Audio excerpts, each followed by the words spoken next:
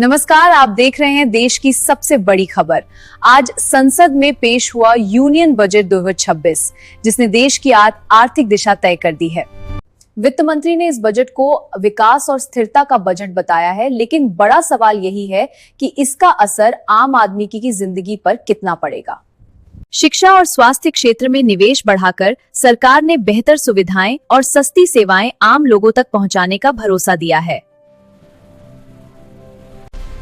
व्यापार, निर्यात और मैन्युफैक्चरिंग सेक्टर को मजबूत करने के लिए सरकार ने मेक इन इंडिया और लॉजिस्टिक्स पर फोकस बढ़ाया है। क्या इस बजट से मध्यम वर्ग को राहत मिलेगी, किसानों की आमदनी बढ़ेगी और युवाओं को नए रोजगार के अवसर मिल पाएंगे? विशेषज्ञों के अनुसार यह बजट विकास और कल्याण के बीच संतुलन बनाने की गंभीर कोशिश को दर्शाता है। सरकार का दावा है कि यह बजट भारत की आर्थिक ग्रोथ को नई ऊंचाइयों तक ले जाने का रोड मैप पेश करता है। डिजिटल इंडिया के तहत टेक्नोलॉजी को बढ़ावा देकर सरकार पारदर्शी और तेज आर्थिक सिस्टम तैयार करना चाहती है।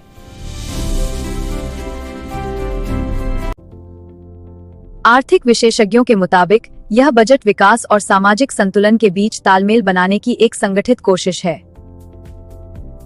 शहरी विकास और किफायती आवास योजना के तहत सरकार ने हाउसिंग प्रोजेक्ट्स और आसान होम लोन पर खास जोर देने की बात कही है।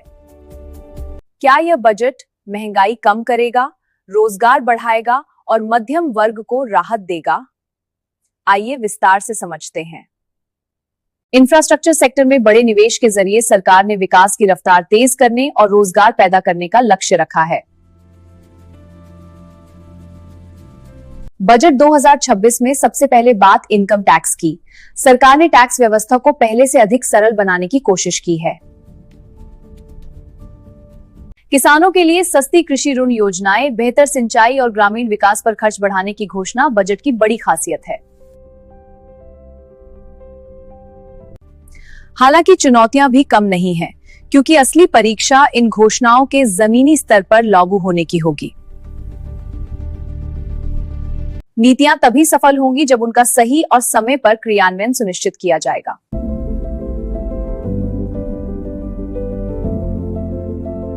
युवाओं के लिए स्किल डेवलपमेंट और रोजगार योजनाओं को आगे बढ़ाकर सरकार भविष्य की वर्कफोर्स तैयार करना चाहती है। पर्यावरण और ग्रीन एनर्जी को बढ़ावा देने के लिए बजट में सोलर, इलेक्ट्रिक व्हीकल और स्वच्छ ऊर्जा पर निवेश बढ़ाने का ऐलान किया गया है।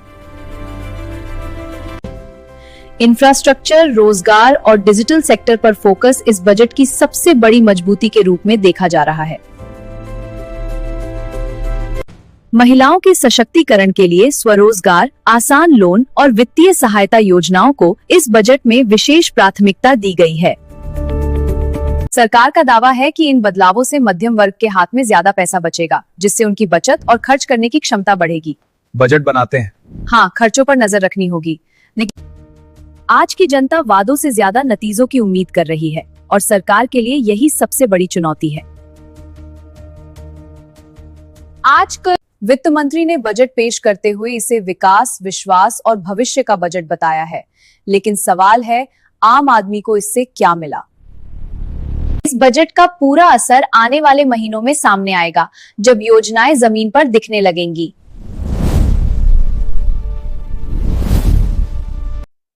आप इस बजट को कैसे देखते हैं और क्या यह आपकी उम्मीदों पर खरा उतरता है?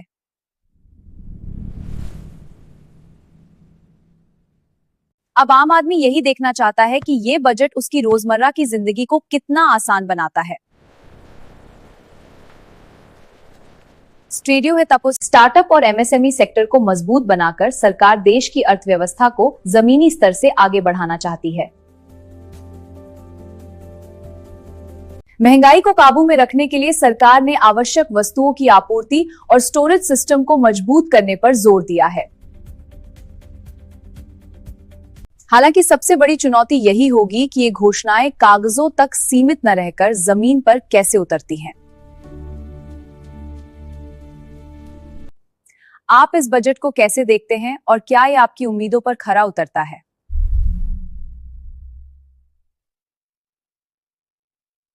इसी के साथ मुझे दीजिए अनुमति। आप देखते रहिए आजाद देश की आवाज, जहां खबरें होती हैं सच के साथ। मैं हूं संजना। नमस्कार।